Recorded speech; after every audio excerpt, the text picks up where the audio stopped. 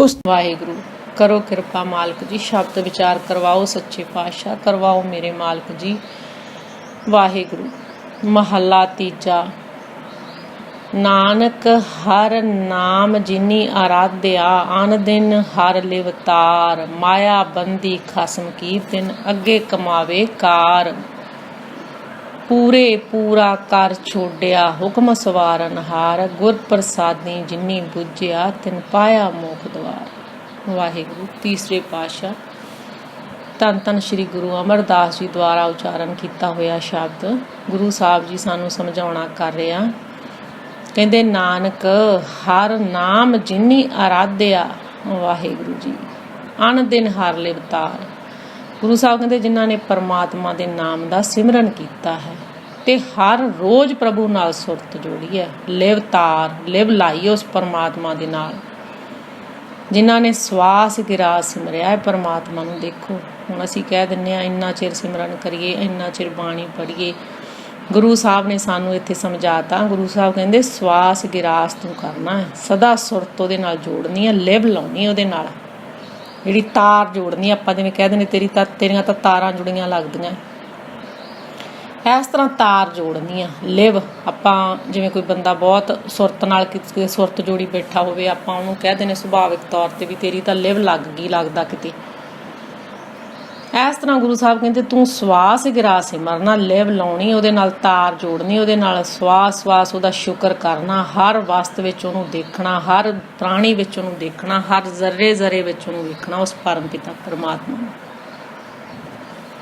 ਵਾਹਿਗੁਰੂ ਵਾਹਿਗੁਰੂ। ਆਹ ਲਿਵ ਆਪਣੀ ਲੱਗ ਜਾਵੇ। ਸੱਚੇ ਪਾਤਸ਼ਾਹ ਅੱਗੇ ਅਰਦਾਸ ਕਰੀਏ ਵੀ ਵਾਹਿਗੁਰੂ ਆਹ ਸੁਰਤ ਤੇਰੇ ਨਾਲ ਜੁੜੀ ਰਵੇ, ਸਾਡੀ ਸੁਰਤ ਮੰਡਲ ਵਿੱਚ ਵਾਹਿਗੁਰੂ ਤੇਰੀ ਬਾਣੀ ਚੱਲੇ। ਵਾਹਿਗੁਰੂ ਸੁਰਤ ਮੰਡਲ ਵਿੱਚ ਵਾਹਿਗੁਰੂ ਤੇਰਾ ਨਾਮ ਚੱਲੇ। ਵਾਹਿਗੁਰੂ ਸੁਰਤ ਤੇਰੇ ਨਾਲ ਜੁੜੀ ਰਵੇ। ਵਾਹਿਗੁਰੂ ਜਿਹੜੀ ਸੁਰਤ ਹੁਣ ਸਾਰਾ ਦਿਨ ਮਾਇਆ ਨਾਲ ਜੁੜੀ ਰਹਿੰਦੀ ਆ, ਵਾਹਿਗੁਰੂ ਇਹ ਤੇਰੇ ਨਾਲ ਜੁੜ ਜਾਵੇ।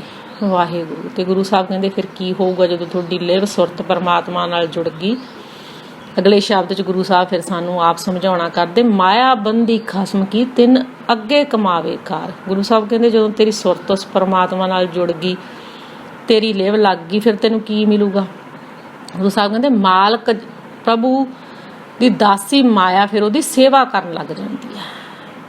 ਮਾਇਆ ਬੰਦੀ ਖਸਮ ਕੀ, ਕਿਉਂਕਿ ਜਿਹੜੀ ਮਾਇਆ ਵੀ ਮਾਲਕ ਦੀ ਬਣਾਈ ਹੋਈ ਆ, ਤੇ ਜਦੋਂ ਆਪਣੀ ਲਿਵ ਇਸ ਮਾਇਆ ਵੱਲੋਂ ਛੁੱਟ ਜਾਂਦੀ ਹੈ ਤੇ ਪਰਮਾਤਮਾ ਨਾਲ ਲੱਗ ਜਾਂਦੀ ਹੈ, ਫਿਰ ਮਾਇਆ ਦਾਸੀ ਬਣ ਜਾਂਦੀ ਹੈ। ਦੇਖੋ ਹੁਣ ਮਾਤਾ ਦੇ ਗਰਭ ਦੇ ਵਿੱਚ ਗੁਰੂ ਸਾਹਿਬ ਕਹਿੰਦੇ ਮਾਤਾ ਕੇ ਗਰਭ ਮੇ ਉਦਰ ਕਰੇ। ਮਾਤਾ ਦੇ ਗਰਭ ਦੇ ਵਿੱਚ ਜਿਹੜਾ ਬੱਚਾ ਹੈ ਉਹਦੀ ਲਿਵ ਪਰਮਾਤਮਾ ਨਾਲ ਲੱਗੀ ਹੁੰਦੀ ਹੈ, ਤੇ ਜਿਵੇਂ ਹੀ ਉਹ ਇਸ ਸੰਸਾਰ ਵਿੱਚ ਆਉਂਦਾ ਹੈ ਪਰਮਾਤਮਾ ਨਾਲੋਂ ਲਿਵ ਟੁੱਟਦੀ ਹੈ ਤੇ ਮਾਇਆ ਨਾਲ ਲਿਵ ਲੱਗਦੀ ਹੈ। ਹੁਣ ਗੁਰਬਾਣੀ ਪੜ੍ਹ ਕੇ, ਗੁਰਬਾਣੀ ਕਮਾ ਕੇ, ਗੁਰਬਾਣੀ ਨੂੰ ਹਿਰਦੇ ਵਿੱਚ ਵਸਾ ਕੇ ਸਾਡੀ ਮਾਇਆ ਵੱਲੋਂ ਇਹ ਲਿਵ ਟੁੱਟਣੀ ਆ ਤੇ ਪਰਮਾਤਮਾ ਨਾਲ ਲੱਗਣੀ ਆ। ਤੇ ਗੁਰੂ ਸਾਹਿਬ ਕਹਿੰਦੇ ਫਿਰ ਜਿਹੜੀ ਇਹ ਮਾਇਆ ਨਾ ਪਰਮਾਤਮਾ ਦੀ ਵੀ ਬਣਾਈ ਹੋਈ, ਇਹ ਤੇਰੀ ਸੇਵਾ ਕਰਨ ਲੱਗ ਜੂਗੀ। ਮਾਇਆ ਦਾਸੀ ਬਣ ਜਾਂਦੀ। ਹੁਣ ਜਿਹੜੀ ਮਾਇਆ ਨਾਗਣੀ ਬਣੀ ਹੋਈ ਹੈ, ਕਿਉਂ ਨਾਗਣੀ ਬਣੀ ਹੋਈ ਹੈ? ਕਿਉਂਕਿ ਅਸੀਂ ਮਾਇਆ ਵਿੱਚ ਫਸੇ ਹੋਏ ਹਾਂ, ਤੇ ਜਿੰਨਾ ਅਸੀਂ ਇਹਦੇ ਵਿੱਚ ਫਸਦੇ ਜਾਂਦੇ ਓਨਾ ਹੀ ਸਾਨੂੰ ਇਹ ਲਪੇਟੇ ਵਿੱਚ ਲੈਂਦੀ ਆ। ਗੁਰੂ ਸਾਹਿਬ ਕਹਿੰਦੇ ਇਹ ਮਾਇਆ ਨਾਗਣੀ ਸਾਰੇ ਜਗਤ ਨੂੰ ਲਪੇਟੇ ਵਿੱਚ ਲਿਆ ਹੋਇਆ, ਕੋਈ ਵੀ ਨਹੀਂ ਬਚਿਆ ਇਹਦੇ ਤੋਂ। ਵਾਹਿਗੁਰੂ। ਤੇ ਜਿੰਨੀ ਅਸੀਂ ਇਹਦੀ ਸੇਵਾ ਕਰਾਂਗੇ ਓਨਾ ਹੀ ਇਹ ਸਾਡੇ ਹੱਥ ਸਾਨੂੰ ਹੋਰ ਜ਼ਿਆਦਾ ਦਬੋਚਦੀ ਆ, ਓਨਾ ਹੀ ਇਹ ਸਾਨੂੰ ਹੋਰ ਤੰਗ ਕਰਦੀ ਆ, ਓਨਾ ਹੀ ਅਸੀਂ ਇਹਦੇ ਵਿੱਚ ਹੋਰ ਫਸਦੇ ਜਾਂਦੇ ਹਾਂ। ਵਾਹਿਗੁਰੂ। ਕਿਉਂਕਿ ਗੁਰੂ ਸਾਹਿਬ ਦਾ ਸ਼ਬਦ ਵੀ ਹੈ ਨਾ, ਰਾਮਕਲੀ ਰਾਗ 'ਚ ਵੀ ਪੰਚਮ ਪਾਤਸ਼ਾਹ ਗੁਰੂ ਅਰਜਨ ਦੇਵ ਜੀ ਸਮਝਾਉਂਦੇ ਆ ਮਾਇਆ ਬਾਬਤ।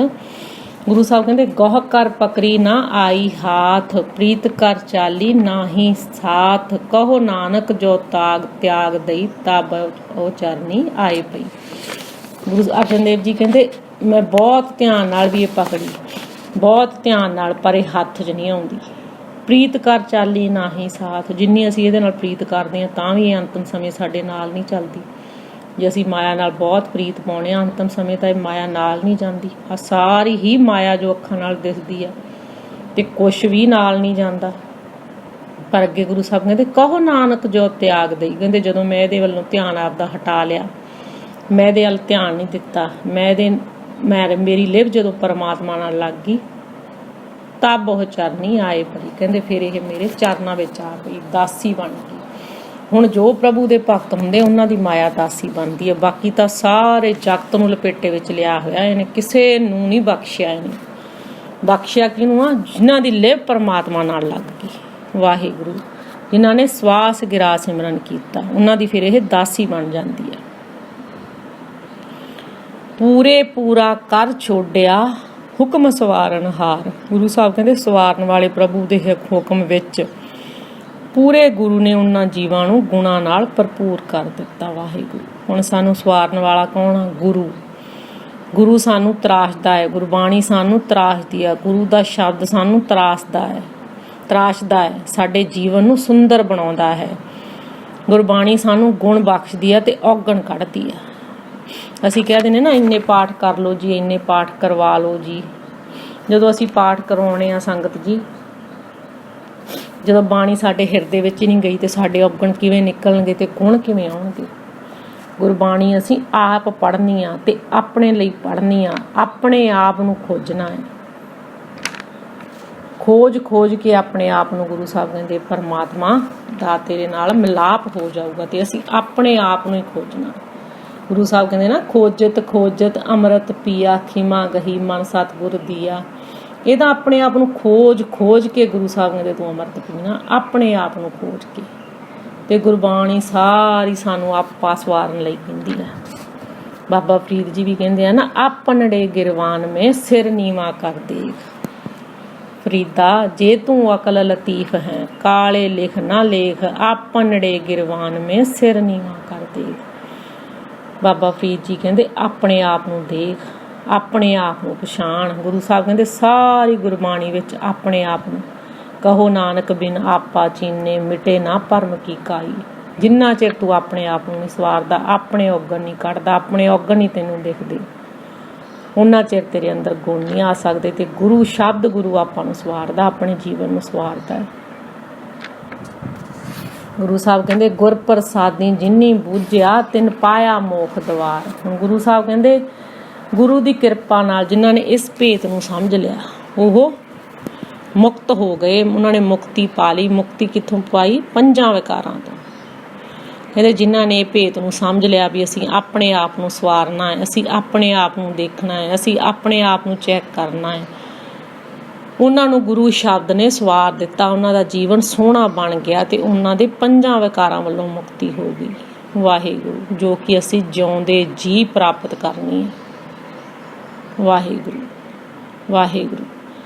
ਮਨ ਮੁਖ ਹੁਕਮ ਨਾ ਜਾਣਨੀ, ਤਿੰਨ ਮਾਰੇ ਜੰਮ ਜੰਦਾਰ। ਪਰ ਗੁਰੂ ਸਾਹਿਬ ਕਹਿੰਦੇ ਦੂਸਰੇ ਪਾਸੇ ਜੋ ਮਨਮੁਖ ਆ ਉਹ ਪਰਮੇਸ਼ਰ ਦਾ ਹੁਕਮ ਹੀ ਨਹੀਂ ਜਾਣਦਾ।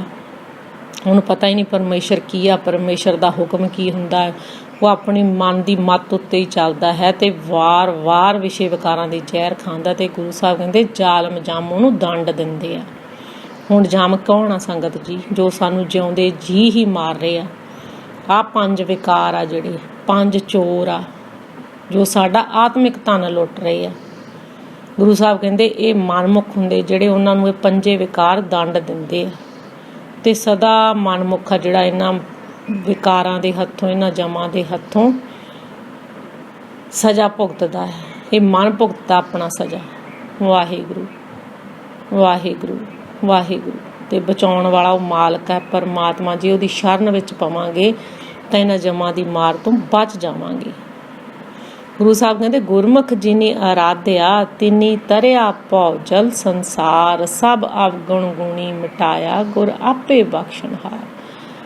ਗੁਰੂ ਸਾਹਿਬ ਕਹਿੰਦੇ ਜਿਨ੍ਹਾਂ ਨੇ ਗੁਰੂ ਦੀ ਸ਼ਰਨ ਵਿੱਚ ਪੈ ਕੇ ਪਰਮਾਤਮਾ ਨੂੰ ਆਰਾਧਿਆ ਹੈ, ਜਿਨ੍ਹਾਂ ਨੇ ਗੁਰੂ ਦੀ ਸ਼ਰਨ ਵਿੱਚ ਪੈ ਕੇ ਪਰਮਾਤਮਾ ਨੂੰ ਆਰਾਧਿਆ ਹੈ, ਉਹ ਇਸ ਭਿਆਨਕ ਸੰਸਾਰ ਸਮੁੰਦਰ ਤੋਂ, ਇਸ ਭਾਵ ਜਲ ਤੋਂ ਪਾਰ ਲੰਘ ਗਏ। ਇਹ ਵਿਸ਼ੇ ਵਿਕਾਰਾਂ ਦੀ ਭਾਵ ਜਲ ਤੋਂ ਪਾਰ ਲੰਘ ਗਏ।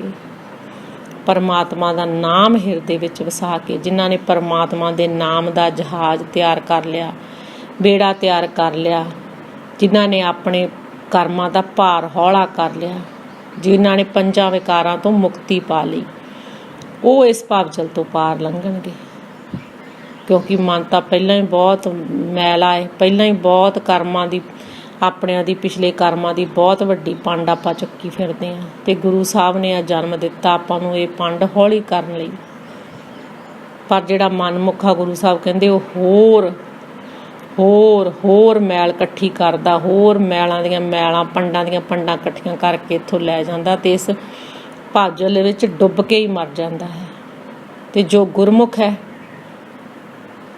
ਉਹ ਇਹ ਮਨ ਦੀ ਮੈਲ ਉਤਾਰ ਲੈਂਦਾ, ਗੁਰੂ ਦੇ ਸ਼ਬਦ ਨਾਲ ਜੁੜ ਕੇ, ਅਤੇ ਇਸ ਭਵਜਲ ਤੋਂ ਪਾਰ ਲੰਘ ਜਾਂਦਾ, ਗੁਰੂ ਦੇ ਨਾਮ ਦਾ ਜਹਾਜ਼ ਤਿਆਰ ਕਰਕੇ, ਗੁਰੂ ਦੇ ਨਾਮ ਦੇ ਜਹਾਜ਼ ਵਿੱਚ ਬੈਠ ਕੇ। ਗੁਰੂ ਸਾਹਿਬ ਕਹਿੰਦੇ ਉਹ ਪਰਮਾਤਮਾ ਬਖਸ਼ਣਹਾਰ ਹੈ, ਉਹ ਤੇਰੇ ਔਗਣ ਕੱਢ ਕੇ ਤੈਨੂੰ ਗੁਣ ਬਖਸ਼ਦਾ ਹੈ।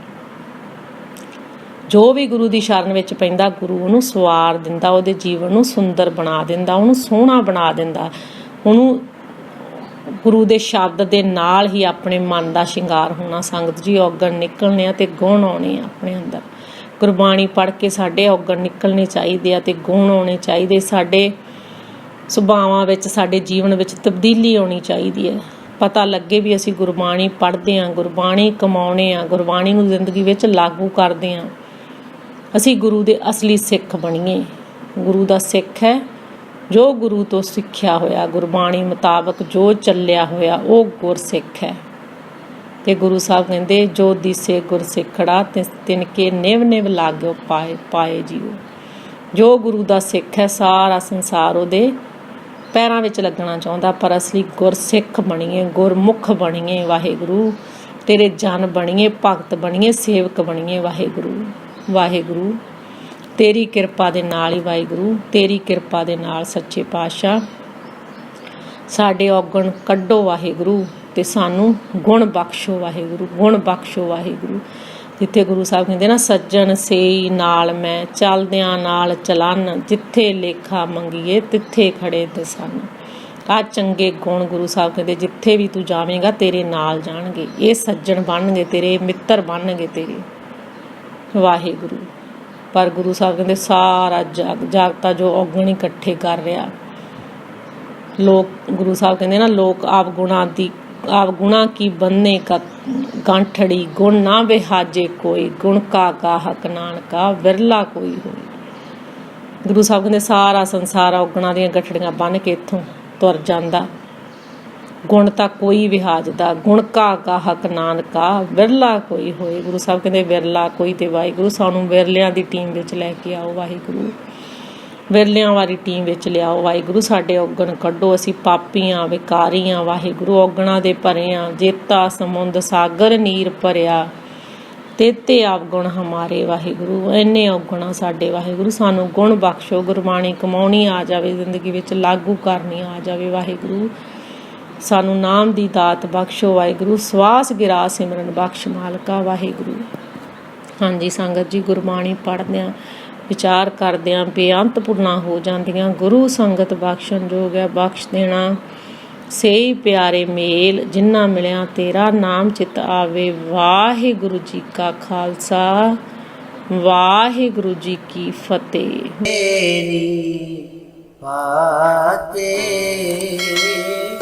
ਅਪਰ ਨ ਤੇਰੀ ਬਾਤੇ।